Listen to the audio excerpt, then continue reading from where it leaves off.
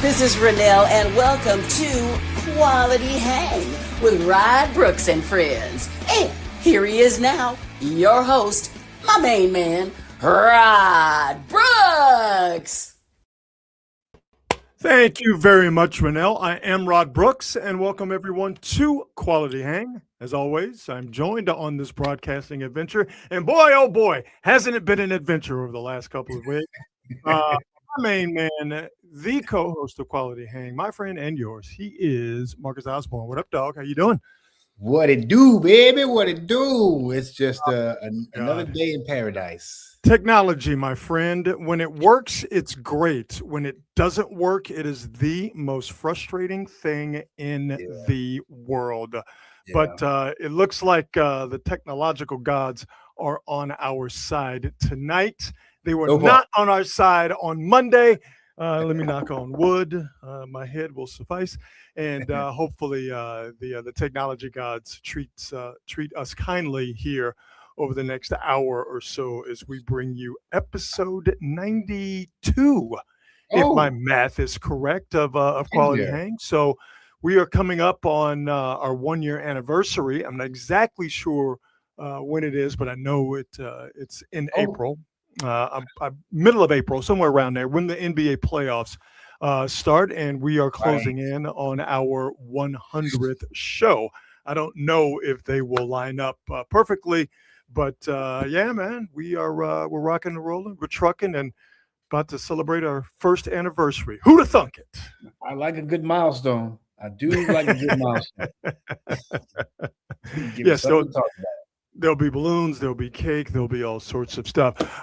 Since day one of Quality Hang, our presenting sponsor has been the fine folks at Hop Monk Taverns. And before we start every show, we thank them for their continued support as our presenting sponsor. Hop Monk, 3 locations to choose from: Sonoma, Sebastopol, and in Novato. And at all 3 locations, they all do the same 3 great things: fantastic food from a wildly diverse menu, a craft beer selection that is absolutely out of this world, also a full bar at all 3 locations. But what I love Hop Monk for is their dedication to live music and live entertainment, and more to the point, their dedication to local artists having a place to play and be seen here in the Bay Area. So they have touring acts from around the country to stop by all 3 Hop Monk venues. But again, local artists, local musicians, local singers. That's what I love about Hop Monk, is that's a place for people in the Bay, your friends, your neighbors. That's a place in Hop Monk that they can play. So to see what they have coming up as far as live music, live entertainment is concerned at Hop Monk, check them out online at hopmonk.com. Really, the easiest thing to do nowadays, of course, is to follow Hop Monk on all of the relevant social media channels. But the best way to experience Hop Monk is to actually experience it. Check out one of their locations live and in person in Sonoma, Sebastopol, or in Novato. You will not be disappointed. It's been disappointing, Marcus, for the Warriors, and not seeing Steph Curry. The Warriors are now at 35 and 38. They are absolutely locked into the play-in. It is just a matter if the Warriors are going to be the 8, 9, or 10 seed. There's 9 games left. And the Warriors are 5 games behind Phoenix for the 7th seed. So the chances of the Warriors jumping up, to catch Phoenix and jumping over a couple of teams in the process ahead of them, that seems to be mathematically damn near impossible. So the Warriors are locked into the play-in and seem to be locked into that 10th seed, or that the 10th seed. Problem though, there's no Steph Curry. And here's the question. Well, first we'll give you the update. And the update is there is no update today. The Warriors will give an update tomorrow. And curious about this update, obviously, to find out if Steph is even on his way to possibly playing, Marcus, the last 9 games remaining in this season. Steph has still not scrimmaged unless he did today, and that will be a part of the update tomorrow. Steph still has not scrimmaged 5-on-5. He was supposed to do that in Atlanta earlier this week, but that did not happen. So The question is, should Steph play? I'm of a mind that yes. All right. And for a couple of reasons. First and foremost, just pure selfishness. Yeah. I want to see Steph Curry play as much as possible because even though he still has a couple of years left playing high level basketball, he's closer to the end of his career than the beginning. So just from a selfish standpoint, Old Rod B wants to see him play. But Draymond said this yesterday, and I firmly believe it. You know, this idea that you just shut it down and you'll get them again next year. Yeah. You know, tomorrow ain't promised today. And you only have so many bullets left in the gun. You only have so many bites at the apple. And clearly, we know the Warriors are not a championship caliber team. But with Steph Curry and hopefully Al Horford coming back, and we'll get an update on him tomorrow, and Kristaps Porzingis staying healthy. Sucks about Moses Moody. But you see the Warriors spirit and fight without Steph over now this seemingly almost a month and a half. You get this group back with Steph Curry and they have a couple of club punches. They catch a couple of teams slipping to get from the play-in into the playoffs. Hey, man, that's something I want to see. And with Steph Curry being the competitor that he is, that's something that Steph Curry wants. This idea that it would be better for Steph to just not play, you can't wrap these guys in bubble wrap. Like I said, tomorrow, we promise today. You can't hide these guys from the possibility of injury. Just the nature of the beast, just the way they play the sport now, and with these guys getting older, particularly Steph, injuries are going to happen. And he ain't getting younger. Time ain't going backwards. So this idea that Steph shouldn't play to protect him for next year, I completely reject that because you don't know what next year is going to look like, but you know what now looks like. And you're a better team with Steph Curry now going into this play-in situation that you're locked into and going into a possible run in the playoffs that might only be 4-5 games, but maybe they win a series. Maybe. To me, that's worth it. I mean, I don't think has Steve Kerr lost a first-round series ever? No, they've lost play-in games, if I'm remembering correctly, but first-round series now. I don't think it's ever lost a first-round series. And if you do that, you're giving yourself a chance. Listen, man, you know, one of the things I've really enjoyed on this sabbatical that we've had over the last few weeks is jumping on Twitter and trolling the fuck out of people. Yeah, I was about to say to you, hey, man, watching you on Twitter going at people, whether it's Warrior related or whether it has to do with our current geopolitical climate, just seeing you just go in, just throwing haymakers on people who are clearly either trolling or stupid or a combination of trolling and stupid. I guess maybe trolling is stupid if you put it all together. Man, watching you do that has been fucking hilarious. I did not realize, like, I get it now. Like, I get why the trolls do what they do. It is so much fun. But that brings me to my point is that I realize Warrior fans are getting dumber. I think that this is getting completely and totally silly, the idea of Steph Curry. No, let's just shut him down. What are we talking about? This is unfair to him, first of all. He wouldn't want to be shut down. Give these guys the opportunity. They give these guys the opportunity to get out there and get beat. Yes. But this loser mentality of, oh, we should just quit and throw it in. What are we talking about? Listen, you might get your wish. They might get into the play-in and get spanked and be in the lottery, right? Which is many of these folks wish, and it wouldn't be the end of the world if it did. But if you got Steph Curry and you've got a team that is still hungry and competing, why not keep playing? It's such a silly concept to not play. If he cannot do further damage to his knee, and it's nothing structural, it's just he's got runner's knee. He's tired, and I've had it before. And the only thing that you can do with runner's knee is not run, not use the knee. So if he's cleared to come back, he's not going to do any damage to it. it's not going to weaken his knee to the No, point where he would be susceptible to tearing ligaments or having something horrible happen to it. So if there is no way to do further damage or any damage to the knee, it should be Steph's decision fully. amen. And Amen. I'm just guessing, but I think I'm right on this. If the decision is up to Steph Curry as to whether he will play basketball that is meaningful, might not be as Yes. meaningful as everybody would want it to be, where you are competing Yes. for a championship, but a chance to play more basketball and a chance to play in the playoffs. In my world, that's still meaningful basketball. That means you still have a Of chance course. to win and win something of significance. Even though, again, using common sense, you can clearly see that this is a Warrior team that has flawed, and there are better teams in the conference and in the Eastern Conference as well. But there's still meaningful basketball left to play. And when you're 37, coming up on 38 as Steph is, you don't know how much meaningful basketball you will have left. And this Facts. idea that shut him down until next year, you get a pick in the lottery.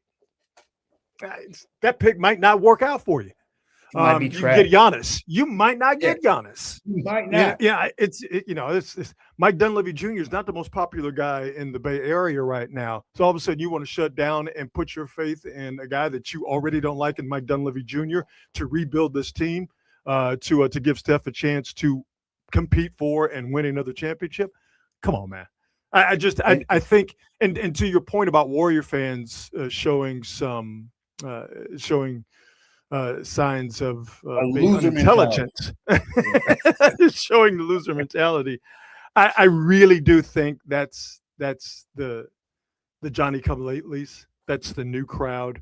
Mhm. That's the people who are Steph Curry fan. Everybody's a Steph. If you're a Warrior fan, you're a Steph Curry fan. But Facts. there are Steph Curry fans who are not Warrior fans.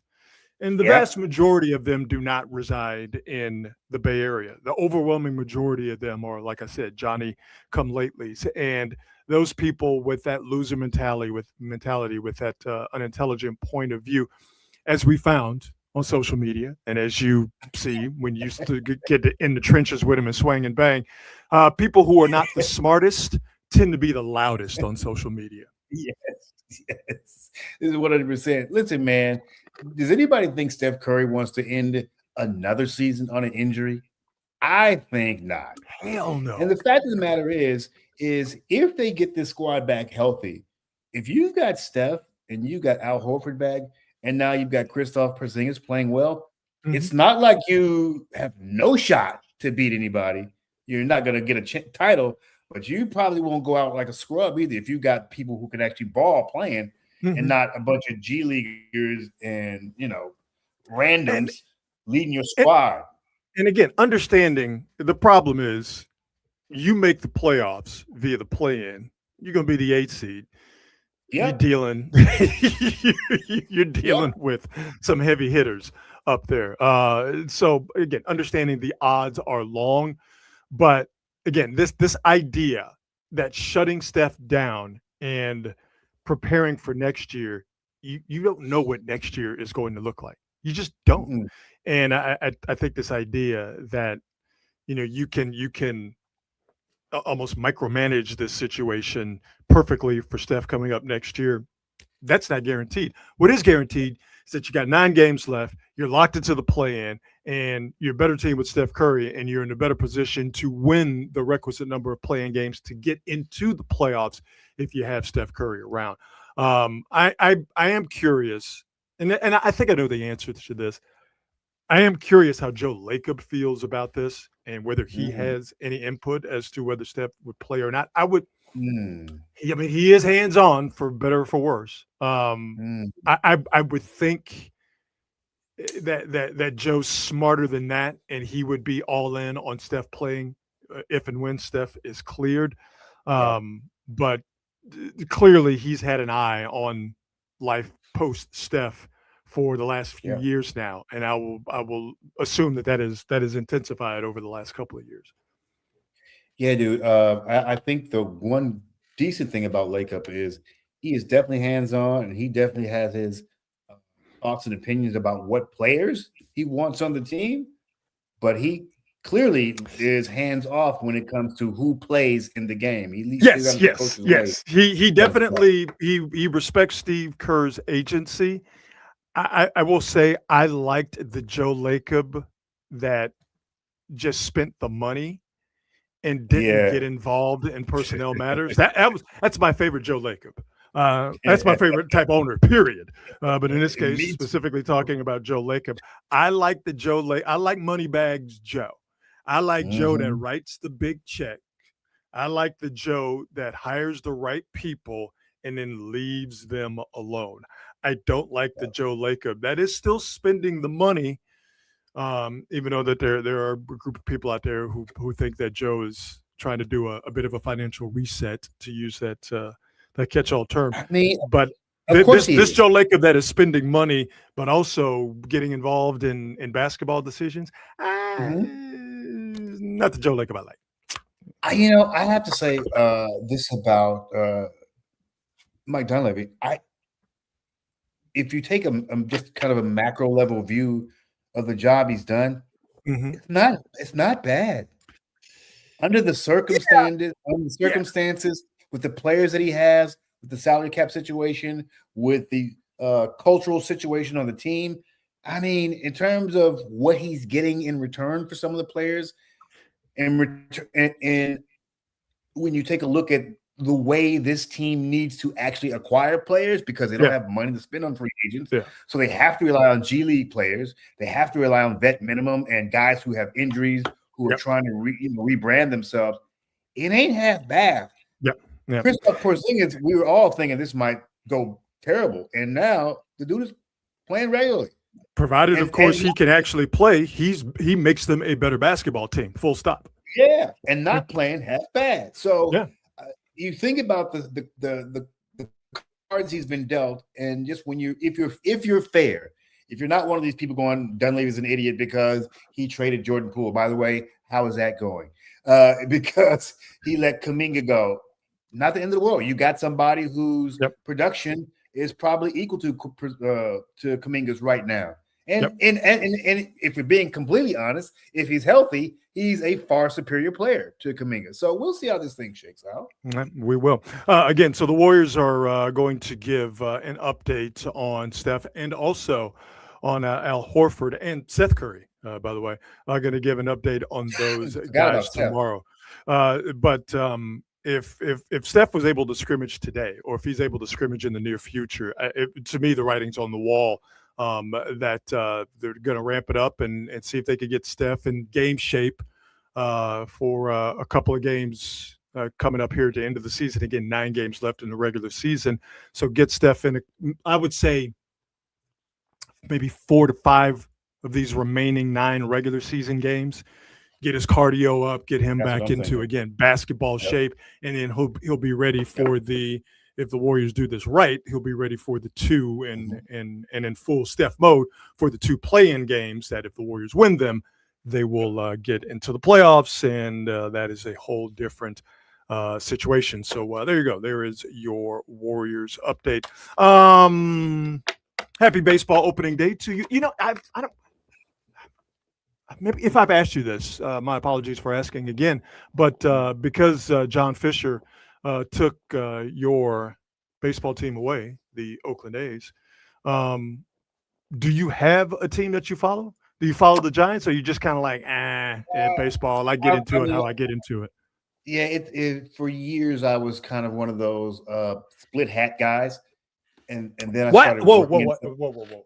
I'm sorry. Yeah, Rod, I was young and I was ignorant at the time. No. That's an excuse for doing drugs. That's not an excuse for. By the way, my excuse for doing drugs is because I enjoy it. It's because they're fun. but there's nothing fun about wearing a Have Giants. I didn't know. I was 13. I was just coming into my own with all these teams, and I saw other people doing it. And then once I sort of grew up and really started to get into it and really see how San Francisco felt about the Oakland teams, I came back to the town going like, why the fuck are we rooting for these dudes? Why are we rooting for these dudes? What the hell is going on here? I'm good.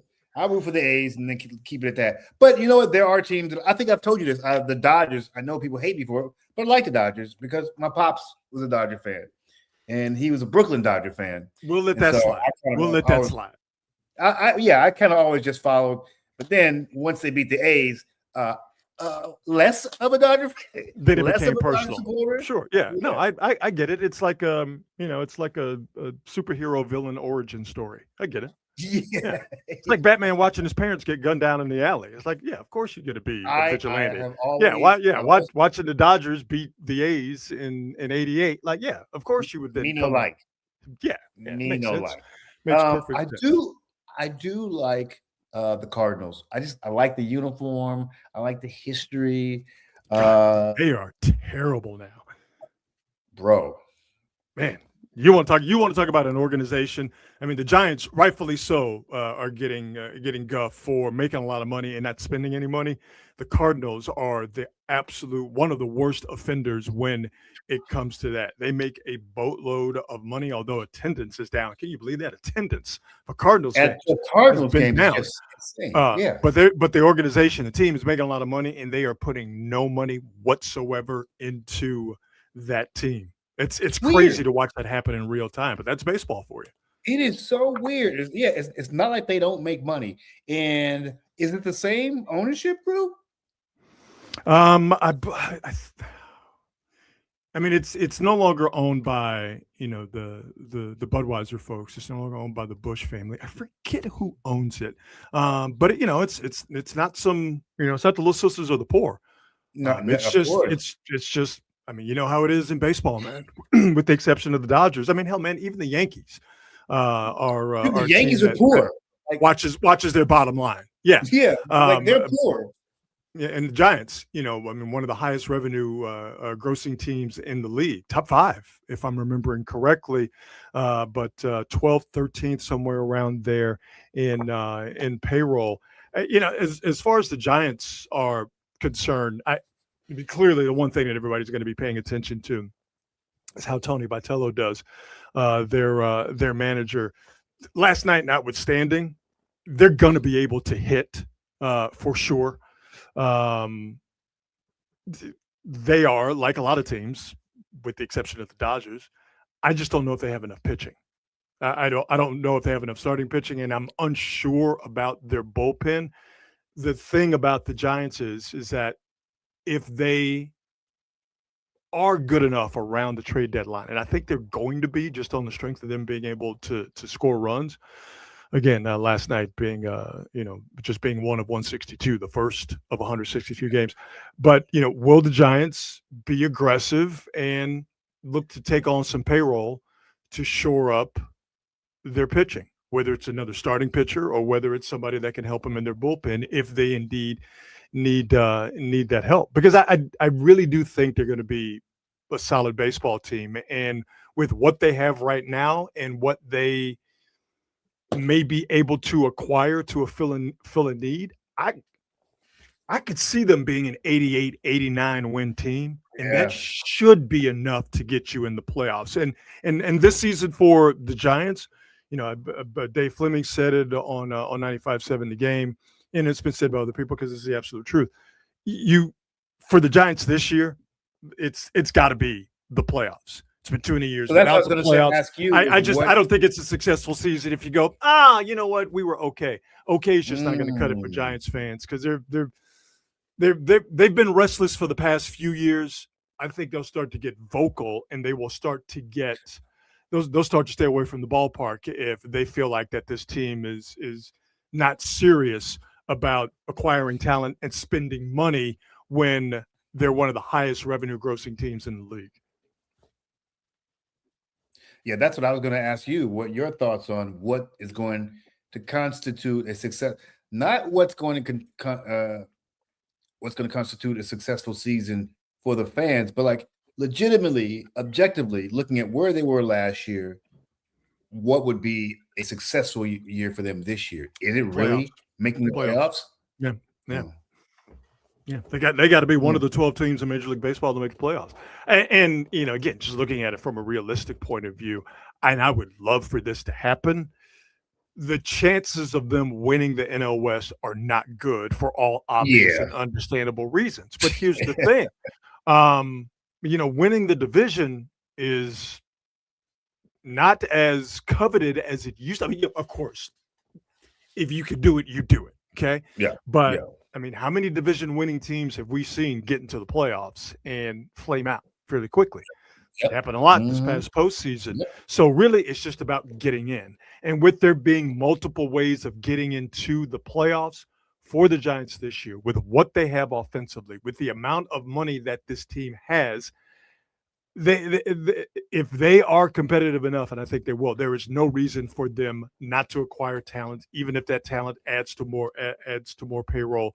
Acquire that talent to be one of the 12 teams that gets into the playoffs in both leagues.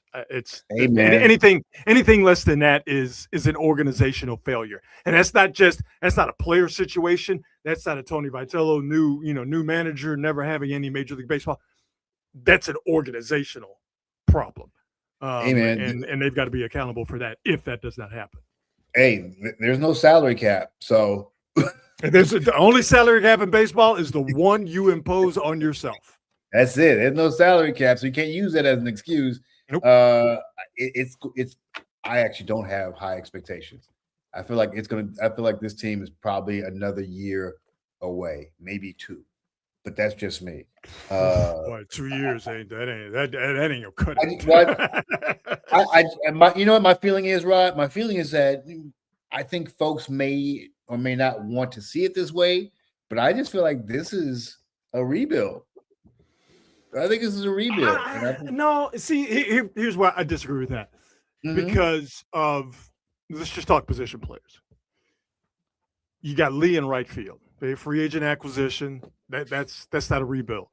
You got Patrick Bailey behind. I know I'm going all around here. You got Patrick Bailey behind the plate. Okay, go glove catcher. Showed improved offense near the end of the season last year. That's not a rebuild. You go out and you get Rafael Devers. That's not a rebuild. You got Matt Chapman. That's not a rebuild. You get Harrison Bader. That's not a rebuild. You got Logan Webb. Not a rebuild. Robbie Ray. I keep going on and on down the list. There's too much talent on this team as far as everyday players are concerned for certain. But do you think that talent is overestimated? Well, I mean, but that's a different conversation. Matt Chapman. I mean, hell, I ain't even talking about Willie Adames. I mean, you have a Gold Glove left side of the infield. You have Rafael Devers, one of the best. I even talked about Luis Ariz. Whether you like his style or not, whether you put a lot of value in a guy who gets a lot of singles and makes a lot of contact and has a 300 average, which is something you don't see in today's Major League Baseball. If you value that, great. If you don't value that, I don't think you can deny the talent.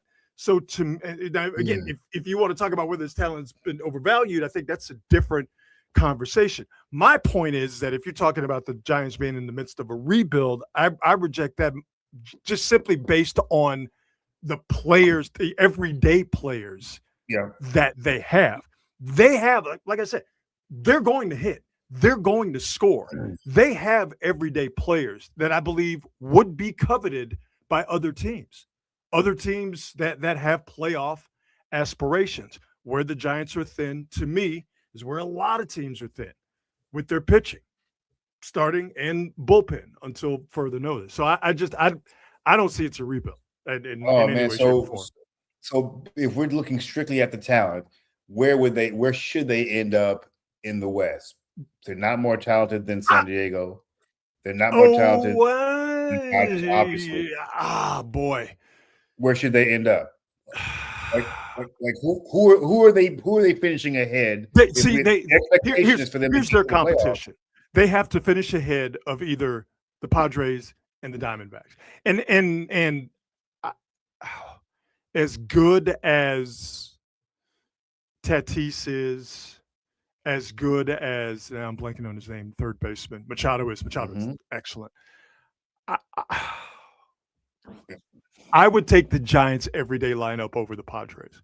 So again, to answer your question, the Giants should finish no worse than third in the West. And I think third in the West, depending on what the East looks like and what the Cubs and the Brewers do in the Central.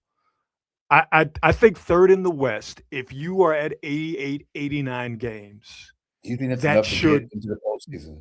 I think that's enough to get you in the postseason. Now, if you have the NL East and the Mets are a 90+ win team, Which and they the should Braves, be.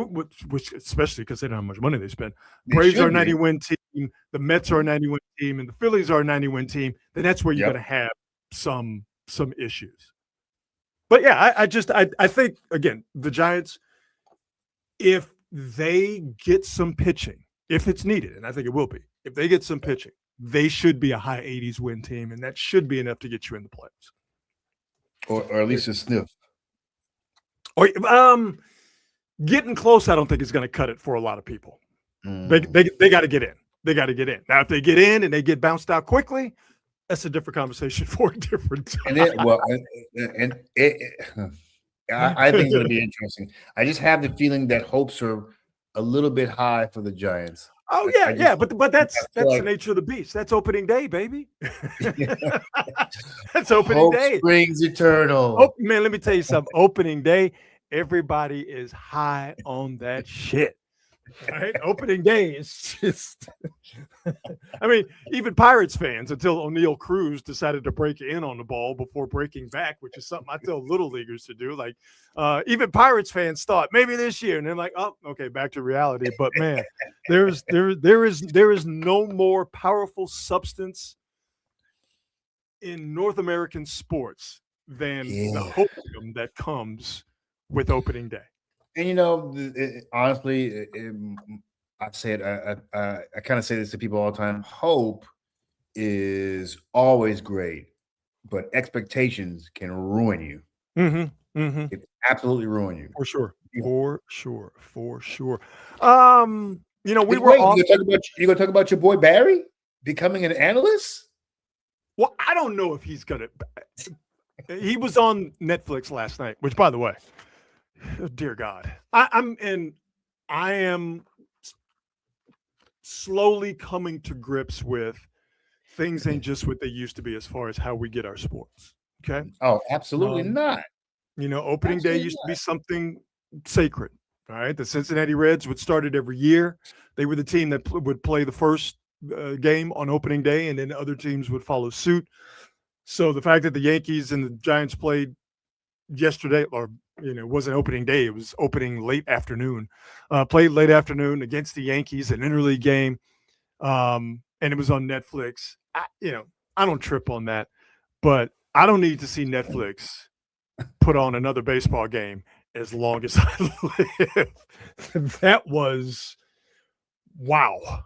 That was a hot mess. But Barry Bonds was on Netflix yesterday. He was a part of their pregame show, and he was on the broadcast, or was a guest on the broadcast during the game. I don't think he's going to get into broadcasting. I think that Barry is now kind of being a little bit more jovial and open to talking in front of microphones and stuff. Yeah. But I don't think he's going to become an analyst in any way, shape, or form, or be on it, on Fox or ESPN or NBC. I mean, all of those analyst spots and all that stuff is already locked up. I think that was just a one-time Netflix thing. I'm sure it was a one-time Netflix thing. Reggie Jackson was on last year, and I loved every second of it. And I don't remember which broadcast he was on, but he was on. Oh, I think it was the classic. Jesus. The World Baseball Classic? Or the one with the White Sox? Oh, the Field of Dreams game. Yeah. That was a couple of years ago. Yeah. Was that last year or was it 2 years ago? No. That was a couple of years ago. They haven't done that for a couple of years. Yeah. I love that. That was great. Well, I the smart thing about baseball is I think that they are giving in to what the NBA has learned. You got to go where the audience is. Well, you got to get that money first and foremost. Yeah. And but that is the thing. You got to get the people watching you in order to do that. Yep. If you want that money, you got to go where the eyeballs are. Yep. And the fact of the matter is, nobody watches broadcast television anymore. Nope, they most certainly Nobody do not. They most certainly do not. We were off for a few weeks, so we missed quite a few things. So how about we get into some stuff we missed? Nice. What'd you think about Bam Adebayo's 83-point game?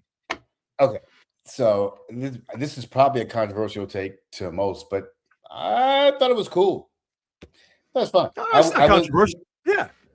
I mean, people are so offended. Like, what? How are we offended by this? The dude, I don't care how you slice it. I don't care how he got it. 83 is fucking 83. And now you know who was offended. Kobe fans. Kobe stands were offended. All right. What a bunch of weirdos. Bastards. What a bunch of weirdos. Well, stan culture period is weird, but It's Kobe weird. stands in particular are It's weird. They've cultish. deified him. Yeah, it's ridiculous. It is cultish. Yeah. So strange. I'm like, every time I hear a Kobe stan tell me that Kobe is the greatest player of all time or one of the top 3 players, I'm like, dude, what are you talking about? You sweet summer child. I'm like, what are you talking about? And the thing is, they're like, well, ever since Kobe died, y'all been trying to hate on him, trying to act like he was. Kobe wasn't that before he died. I don't know anybody who was saying he was one of he was the greatest player of all time. What are you talking about? When Kobe was alive and playing, we were calling him a ball hawk and a ball hog and a gunner. We were doing that to his face. So this ain't about speaking ill of the dead by any stretch of the imagination. So no, it was just Kobe stans who were talking that nonsense that, Bam's 83. You knew you were talking to people or you were hearing from people who were irrational, these Kobe stans, when they kept saying that Bam broke Kobe's record. I know. It irritated me so much, Ryan. Like, no, man. 100 is the record. Yes. Kobe's second. Bam didn't break no record. Bam just is now replacing Kobe as the guy who is second in the most points scored in a single solitary NBA game. So you could just tell that you were just talking to children. It wasn't ethical, and that type of game should not have broke Kobe's record. Like, man, Kobe ain't had no record. What you talking about? Dude, there was one writer, and it was actually a reputable writer who literally said that Bam should have left the game once he got to 80. If he had any kind of ethics, he would stop playing. He'd jump out of the game when he got to 80. What? Yeah. Well, I'll tell you, what would Kobe do? Kobe wouldn't come out that game. Not by any stretch of the imagination. No. He ain't coming out. Not at all. I thought it was cool. I do though. I am the type of person though that I think you can hold multiple divergent opinions. That life and sports is there are shades of gray. 83 points. I don't care what level. Yes. 83 points in any basketball game is an incredible achievement. Even if it did come against the Wizards. All right. It's insane. However, and again, I think you can hold different opinions about the same subject. 83 points is incredible. 43 free throw attempts to help you get to that 83 points. That's a wild number. I'm not blaming anybody for it by any stretch of the imagination, but 43 free throw attempts is how many of them did he make? Wild number. Oh, I don't remember. Did he make like 20 something of those? I just remember the 43 free throw attempts. I think maybe he got 30. I think he took 23 threes and only made 7. 7, yeah. And so I think maybe he made 30 free throws. I don't think taking 43 free throws diminishes the accomplishment of scoring 83 points in a basketball game by any stretch of the imagination. It's ugly. It's just ugly. But Ugly man, to look at. 43 free throws in a game is a wild stat. Bro, I'll say this. I'll take it a step further. If you're shooting 43 free throws, that's actually making it harder to get to that 83. Yeah, for sure. Because the number of shots you have to make is insane. 43 free throws. Every time I think about it, it makes me laugh. More stuff we missed while we were off. You're the award show guy. What'd you think of the Oscars? Good. It's a good show. And I realized that watching, I'm like, oh, this is a pretty good. I didn't think about it but it was a pretty good year for motion pictures. A very good year for motion pictures. And I actually knew it was going to happen, but the amount of hate that came out from the racists for Sinners is so silly and so ridiculous. And which made me root for Ryan Coogler and Michael B. Jordan and that entire cast even more. I actually didn't have a problem with it not winning Best Picture. I didn't have a problem with Ryan Coogler not winning Best Director because so many of us were rooting for them. But because he's going to get more opportunities, obviously. And I feel like this was Paul Thomas Anderson's year because he'd been around so long, and sometimes it's just somebody's turn. And again, you're the movie guy. 2 questions. I will assume you saw One Battle After Another. And what other movies have Paul Thomas Anderson done? What would I be familiar with? Shoot, that's a good question. Now I got to look up his filmography because there's a ton of them. I mean, I guess I could have done that. Sorry. What'd you think of One Battle After Another? I'll look it up. No. Paul Thomas, because you've seen. Damn it. Let's see. I'm looking him up. Boogie Nights. Okay, I've seen that. Boogie Nights was this first big hit, which was fantastic. There Will Be Blood. I don't think. That's the milkshake one, right? Yeah, okay. Yeah, There Will Be Blood is weird because I liked it, but other people loved it. They loved it. Yeah, you couldn't get away from. I'll drink your milkshake. Yeah, that was right up there with Charlie Murphy for The Master with Philip Seymour Hoffman. I again, a movie that I liked, did not love it. Other people did. So One Battle After Another was his first Best Picture. Yeah, it's his first win. Best Picture. Okay. And so like when you're one of those guys. You assume that at some point you're going to get yours, and this is the year he got his. And it's not typical for a genre film like Sinners to even be nominated. So this is not, dude. So Ryan Coogler has made 5 films. 2 of them have been nominated for Best Picture. That's pretty impressive. That's a pretty good track record. Pretty impressive. Pretty impressive for an old college football player. Yeah. Man, what an unbelievable story. What an unbelievable story. All right. So that's I love hearing him talk. Oh, yeah, because he is straight up Oakland. Like if you know the what a person from Oakland sounds like, it hits your ears the right way. There's almost like a musical rhythm to it. It's like, it's a dude from Oakland, and if you know.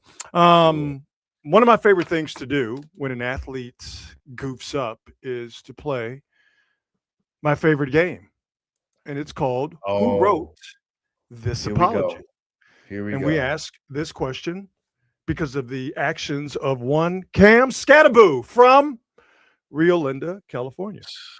Cam Scattaboo, New York Giants running back, went on a show and he said this. He said this. He's a He little slow. said this. He said Is there a real this. thing? No, it's an excuse. I think asthma's an excuse too. Yeah. Is that a hot take?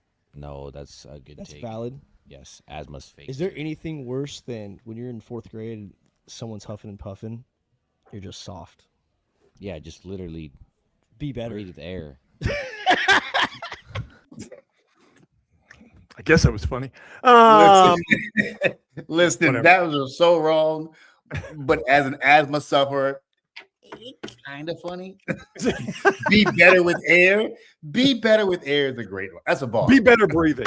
I have no comment on it because obviously what he said was silly.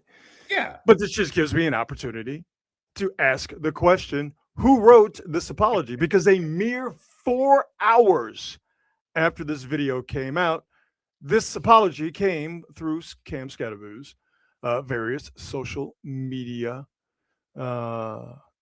outlets. Quote, I recently did an interview and had a lapse in judgment, which resulted in me making a tasteless joke about CTE and asthma. It was never my intention to downplay the seriousness of head trauma, head injuries, or asthma. I sincerely apologize to anyone that was offended by my remarks, and I assure you that I'll be more mindful and respectful going forward. So, Marcus Osborne, I ask you, who wrote this apology? Probably his girlfriend. I don't know who wrote it, but I can tell you who didn't write it. He ain't. And the person who did not write this apology did this before one of his games in college when he was with Arizona State. I promise you, it's going to pay off. I promise you, when I get a hold of the person who is responsible for the StreamYard site that we use to bring you this show, I am going to throttle this person. Cam Scatterbu did this in college. I promise you, it's going to be. There it is.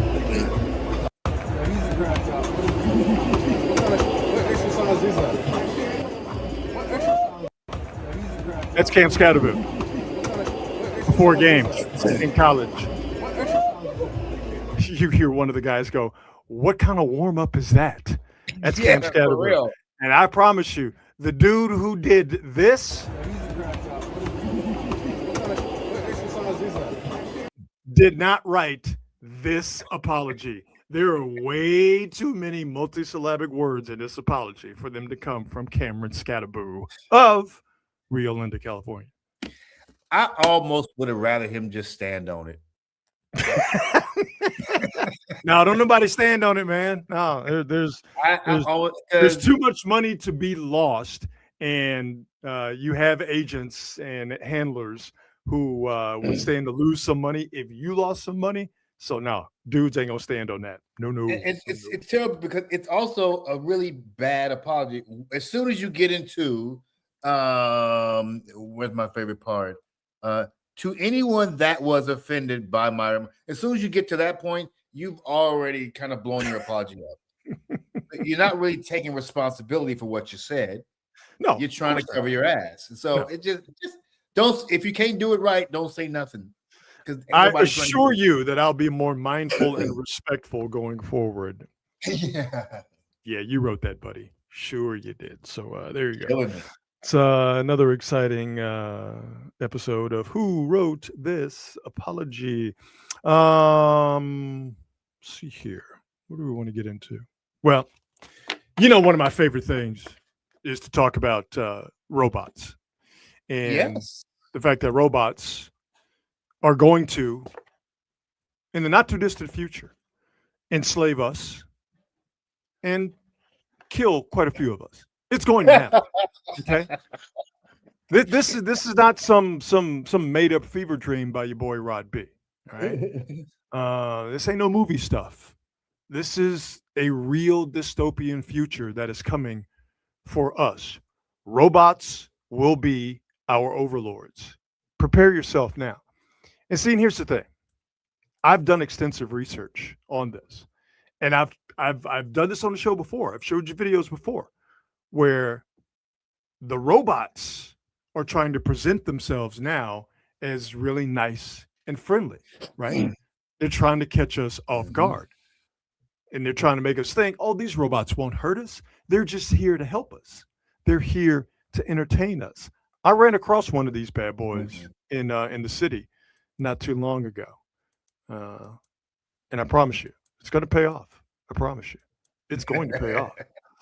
It's going to pay off. It's going to pay off. It's going to pay off. I ran across this in the city not too long ago. God, I hate this program. This is part of the machine's plan. They've stepped in and decided we don't want you showing this to people. So that's why we've been having technological problems. We don't want you showing because it to people. I've been exposing the robot's plan to enslave us. But first, they're going to trick us by being all nice and friendly. I ran across this robot in San Francisco not too long ago. You can make it do. So usually this guy's autonomous, but It's a guy. Okay. It's a guy robot. His name's Peter. He's a photographer. Hello, Peter. So we take him to events and he takes photos with people and then sends them to their email. We just don't let him loose on the street. So you can, or he can go. Can you make him walk around, or? Yeah, of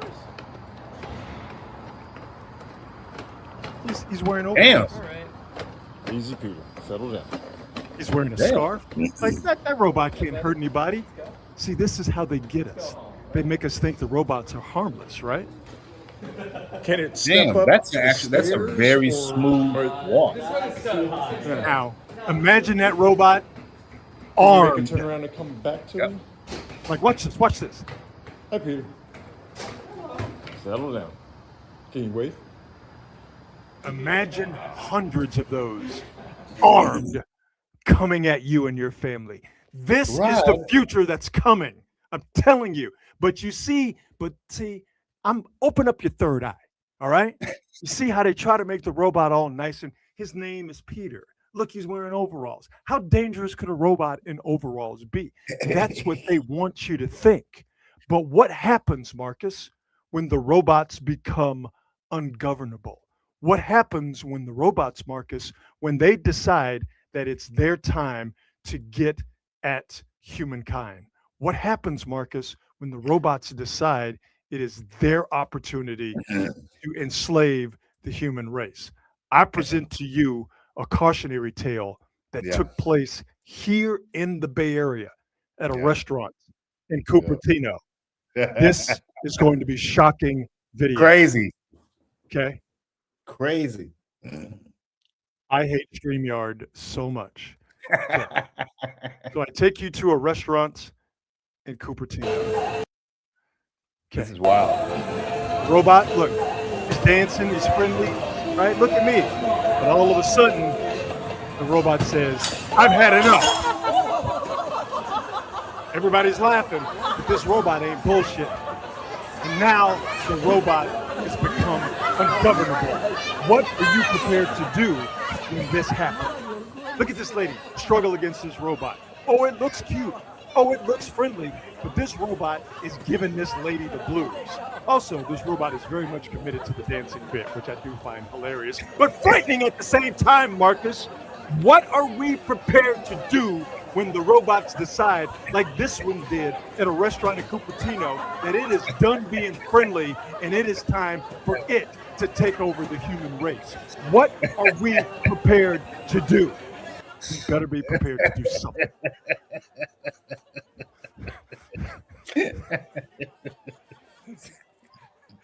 That robot just dabbed. What are you prepared to do? Like they can't control it.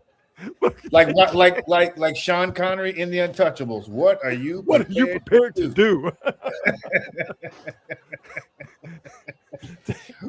On his dying, as he's bleeding out. What are you prepared it's to taking do? 3 people. So I ask the question, what are you prepared to do? Because the robots are coming and they're going to enslave us. They're lucky are that's not you one of those strong prepared robots. to do? I mean, it looked pretty strong because I mean these ladies were having issues. I love it when it finally decides I'm done with this dancing shit. Now I'm about to start tearing up. I'm about to go.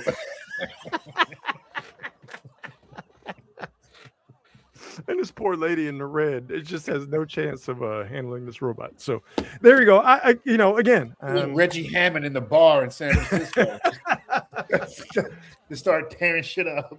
you might think that these are just the rantings of a crazy person. Okay. When those robots have enslaved you, I just want you to remember who told you that it was coming. It's this guy right here. It's your boy, Rod B. Prepare yourself, people. The robots are coming. I mean, we've all seen 2001: A Space Odyssey. It's happening. It's happening. Facts. What are you prepared Facts. for? All right, there you go. Bad robot. Oh, that's what I wanted to get into. You remember the 999 challenge I told you about last year? Yeah.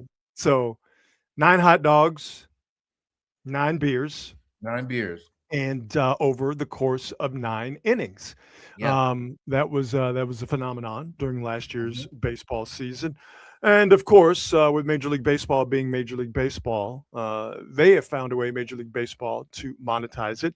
And Major League Baseball teams around the country, including the Giants, have introduced the 999 challenge. Nice. All right. So you see the Royals, the Phillies in bottom right corner, Nice. the Giants.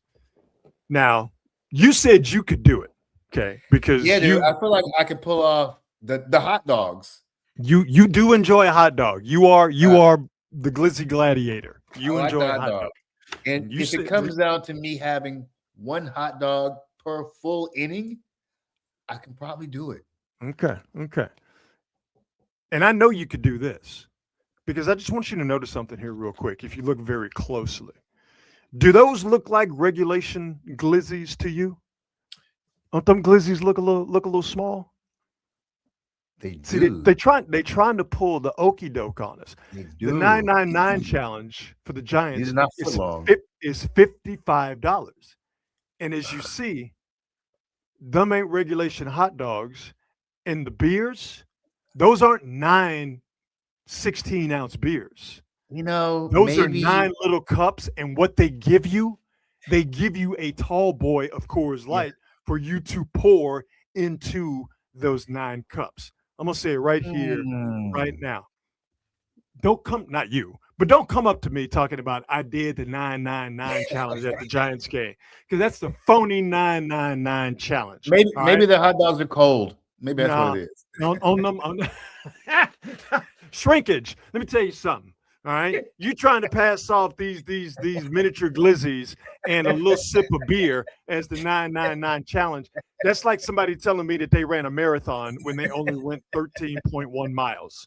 No, that's not a marathon. That's half a marathon. That's half a marathon. This is not the real 999 challenge. The real 999 challenge is a regulation size hot dog and a 16-ounce beer, and eating that dog and drinking that beer once an inning for 9 innings. Don't fall for the fake tiny glizzy in the tailpipe. This ain't the real 999 challenge. Get out of here with this nonsense. This is, I mean, maybe they're girthy. Hey now. You know what? And I find things out about myself doing this show. I had no idea that I was such a hot dog size queen. I had no idea. I had no idea would get so irrationally angry about the size of these hot dogs being offered in these 999 challenges brought to you by Major League Baseball teams around the country. But you know what? It's not that I'm a hot dog size queen. It's just that I'm all about accuracy. Exactly. A real 999 challenge is a regulation size hot dog and a 16-ounce beer. Anything less than that is not getting the job done. It ain't legit. And I hope I can get your vote this upcoming November, because that's what I stand for. Holy shit. There you go. That's awesome. That's awesome. And they do look small. Yeah, I'm just saying. Yeah, to the naked eye. But I will say this: some ain't real hot dogs. for all 9 of those, and they come with beer. Yeah, but they're giving you like a 22-ounce Coors Light. I mean, nah, it's not the real challenge. The price is not horrible. No, but see, $55 for 9 hot dogs and 22 ounces of beer. I mean, that's a think lot about of money. But think about what a one hot dog by itself would cost at a ball game. Yeah, I mean, them fucking hot dogs are expensive. You're getting shortchanged on the beer, but probably are. I need more than 22 ounces of beer in this challenge, right? You see, this is why we make such a great team. It's like you're the hot dog guy, I'm the beer guy. Between the two of us, we could knock out we could probably make this happen. It'd be like a combined no-hitter. Like between the two of us, you eat the hot dogs, I drink the beer. We can make it happen. That's sure. Right. And then there'd be some people like, oh, well, you didn't really do the 999 challenge. It's That's not, right. Like people say, oh, it's not a real no-hitter because it's a combined no-hitter. No, if the object is to not let a team get a hit, then that's it. That's a no-hitter, right? That's it. So there you go. 999 challenge. There you go. Let's do some on this date before we get out of here. On this date, March 26th. I hope this works, because when you hear this music, I promise you, as I was, you will be taken back to your childhood. And at some point in time, when StreamYard allows it, you will hear this music. And I promise you, you will have the exact same reaction I did, because on this date in 1973, this daytime television show premiered. Here we go. Right? Yes. March 26th, what year? March 26th, 1973.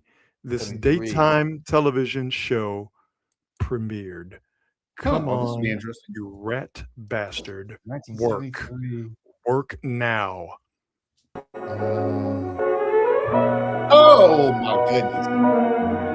On this date, 1973, The Young and the Restless debuted on CBS. And if you grew up like I did, when you heard this music, this was time for you to go outside, because Mama is watching her stories. On this date, The Young and the Restless debuted on CBS in 1973. Let me tell you, my mother and my aunties and my grandmother, they all, and this is when I was in Little Rock. We lived in Little Rock when we were growing up, and I got hooked on that show. I started watching that thing when I was like 8, 9 years old, and then I watched all the way up until I was about 25. Yeah, Young and the Restless, huge in the black community. And here's what's funny. Huge. I would like 25, I would stop watching it regularly. Then I'll go like 10 years and check into it. Literally the same exact stuff was going on. Oh, yeah. Literally the same exact stuff was going on. Like, oh, yeah. You can check out of that particular soap show, and then check back in. The same shit is going on. Well, I mean, but that's the brilliance of soaps. Yeah. Is that you could check out, and then come right back in and not feel as though you missed a whole hell of a lot. You get back in the stream, and you just keep floating on down the river. You knew exactly what it was. So yeah, on this date in 1973, The Young and the Restless debuted on CBS. On the soap shows, by the way, were the I think are the epicenter of the evil twin storyline. Oh yeah, for sure.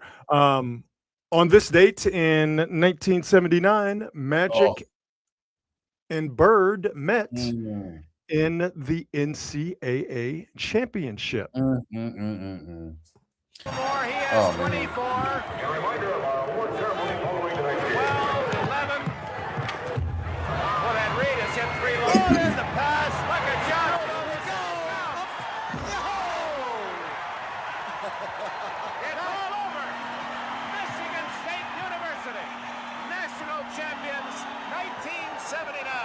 Magic had 24 points, 7 rebounds, 5 assists. Larry Bird had 19 points, 13 rebounds, and 5 steals. Obviously, as you can see, and I'm sure as you warms my remember, Michigan State won that game, won the national championship, and that was the beginning of. I mean, I consider it to be the greatest rivalry in sports. Definitely the greatest individual rivalry in sports between Absolutely. Magic Johnson and Larry Bird. But before they got to their respective pro teams, the Lakers and the Celtics, Larry Bird and Magic Johnson met the NCAA championship game on this date in 1979. Brother, if you know, my favorite player of all time is Magic Johnson. And Sure. if you want to have some fun, particularly youngsters, you don't think that Magic Johnson and Larry Bird could play in today's game? Oh, nah, Do yourself a favor, sit down on YouTube one day and just dog. watch some Larry Bird and Magic Johnson highlights. Yeah. It will blow your mind. No, they would dominate in today's game just as they dominated in the 80s. So, no. When you're good, you're good. You can play in any era. It absolutely does not matter. So on this date, 1979, Magic and Bird met in the NCAA championship game, and a rivalry was ignited. On this date in 1980, the mighty Van Halen released their third album, Women and Children First. Lost Control, Romeo Delight, if I'm remembering correctly. Everybody Wants Some is on this album. Yeah, it is a great picture. Great album cover. Take Your Whiskey Home. Women and Children First, being a Van Halen fan, that you can tell. Not my favorite Van Halen album, but it's a Van Halen album. Yeah. Whistle. Yeah. I've never not had a song from that album come on. You know, I have it on my phone. I have all my songs on shuffle. I've never had a song from that album come on and go, I don't want to hear this. Never has happened. They had better albums for sure. But Women and Children First definitely holds up. And Eddie Van Halen's playing. You can't ever go wrong with that. So on this date, 1980, Van Halen's third album, Women and Children First, was released. Awesome. Yeah, man. It's always best in terms of longevity and this is what happens most times. The acts that blow up immediately don't last. The acts that are around for a while build up a decent following, and then they get to that third, fourth, fifth album, and suddenly they explode, and the world discovers them. Those are the ones that tend to have long-lasting careers. But here's the trick with Van Halen. You know, they paid their dues, to use that term, you know, in Pasadena, you know, just basically just being a backyard party band. And, you know, they got into some clubs on the Sunset Strip and around LA. But that first album came out, and I mean, they hit hard. Van Halen 2, which I like Van Halen 2, you know, in the Van Halen discography. Van Halen 2 hit, and it wasn't as big as Van Halen 1, but it had legs and sold a lot of records. You know, you get to this period, the album after Women and Children First, Fair Warning, is other than 1984, my favorite Van Halen album. But you had that Diver Down period in there too. You know, it could have been, I just think that the Van Halen sound was so good and Eddie's guitar playing was so undeniable that they could withstand a couple of albums not being sort of fully formed and muscular.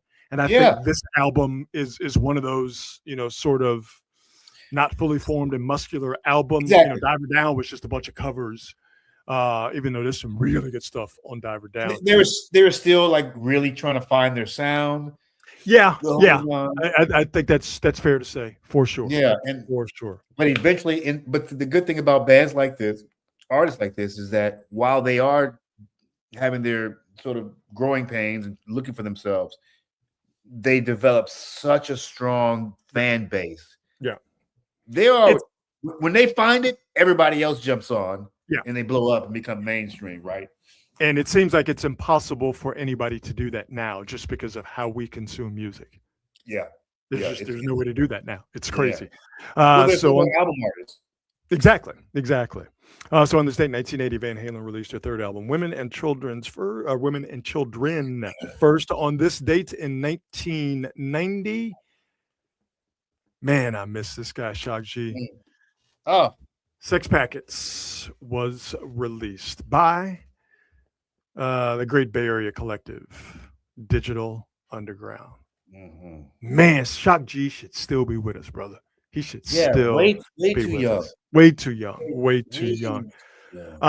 Sex Packets, man, it still holds up to this day. It And does. when it hit, it was groundbreaking. We never heard anything like it. That's the best way to put it. Never heard anything like it. Yeah, this is such a fun time, at least here in the Bay Area, because it was like for like a 2 or 3 year period, the hip hop spotlight was on the Bay Area, and there were so many people coming out with Short and Hammer and Digital Underground, Tupac and just getting going. Tupac, Souls of Mischief, like all these Bay Area hip hop acts were just hitting. Tony, even though they're not necessarily hip hop. Tony was getting their thing going. Oh yeah, it's beautiful. It's beautiful, absolutely beautiful. Yep. On the stage. Great cover, right? Oh yeah. Just and I do think the album. I think it qualifies as revolutionary. It still holds up. Absolutely. And boy, I think there's been some things that have come close to sounding like it, but it's like Sex Packets when you hear it. Yeah, The Underground when you hear it. They were one of a kind. Rest in peace, Shock G. On this date in 1997, and I had forgotten about this. You remember the Heaven's Gate thing? Oh, right. You remember this? We were talking about this. Me and my buddy Mike. We were talking about this literally 4 days ago. No way. Talking about the Nikes, like, man, he had them cool ass Nikes though. They were all wearing the Nike Cortezes. Nike Cortez. Yeah. And they were in bunk beds, and they had blankets over them, waiting to be teleported by a spacecraft tailing behind a comet. And I'm going to move this banner here real quick. Can you believe people followed this crazy-eyed old man? 39 people followed this dude into a suicide because they thought there were aliens behind a comet. Man, you know you're a good cultist when you get the black folks to jump on the bandwagon. Because black folks is like, nah. they got some Negroes that was like, nah, I think I want to lay down, put these Nikes on, and put on this tracksuit and kill myself to get on this damn comet. Yeah, this guy and Jim Jones, like, if you get black folks to buy your bullshit, then you are a bullshit peddler of the highest order. Yeah. So, on this date in 1997, 39 members of the Heaven's Gate cult were found dead, mass suicide, as they thought, following this guy. I forget his name, but following this guy who told them that there was an alien spaceship that was going to pick them up that was trailing behind the Hale-Bopp comet. So wow. I mean, what a wild coincidence. We literally just talked about this like 4 days ago. So on this date, 1973, Young and the Restless debuted. 1979, Magic and Bird met in the NCAA championship game. Van Halen released their third album, Women and Children First, in 1980. Sex Packets released in 1990. And in 1997, Heaven's Gate happened. So there you go. On this date. So, all right, let's wrap this bad boy up with the best thing that I've seen today. Something that I ran across on Beyonce's internet. Nice. It's the best thing that I saw today. And I want to pass it along to you in hopes that it will be the best thing that you will have seen today. I really wish that these videos would load as quickly as I want them to, because I know that this is, I know, right? I have all these videos. Yeah. Best thing I've seen today, 40 seconds of bears using a tree to scratch their back. Oh my God. This looks so satisfying. Man, homeboy right now is getting that itch satisfied. Look at the pure joy on this bear's face. Lord have mercy. He's like, oh God. I get it. Oh, I get it. Man. Whew. He I is get it. worn out. That's my man here is like, oh, I hated I can't reach that You in. gotta wonder how they discovered how to do this. Because like all bears do it. So there you go. It's the best thing I've seen today. 40 seconds of bears scratching their backs with a tree. There you go. Oh, I look so relaxed. That's so satisfying. That's the best thing I've seen today. My man is working it out, dog. I get it, bro. I get it. It's been a long day of snatching man. trout. You gotta go to the tree. Origin for berries. Like I don't have opposable thumbs. I don't have a back scratcher. What am I supposed to do? Oh, look, I a get tree. it. I'll satisfy that itch. So there you go. That's the best thing that I have seen today. And that is the show. As always, we thank our presenting sponsor, the fine folks at Hop Mug Taverns, 3 locations to choose from: Sonoma, Sebastopol, and in Novato. Go and check them out. That is not the banner I put up. This is the banner I put up. God, Yeah. I hate StreamYard. I hate you so much, StreamYard. Mr. StreamYard, ooh, when I find you. But what I love and who I love, all of the quality hangers, all of the listeners, all of you folks who watch. I know that our broadcasting schedule has been wonky as of late, but we are back on track. And as long as these technological gremlins do not sabotage us, we will be with you on Mondays and Thursdays with regularity. So thank you for being patient with us, and thank you for sticking with us. And we see you folks mixing it up in the chat. We love that you've created a community because that's what we wanted to do. Marcus, my brother, as usual, it was a stone groove. How about we try to do this again on Monday? Yes, sir. All right, everybody. Have yourselves a fantastic rest of your evening. Have yourself a fantastic weekend. We will see you round the corner. And as always, be good and be good at it. We'll see you. Bye.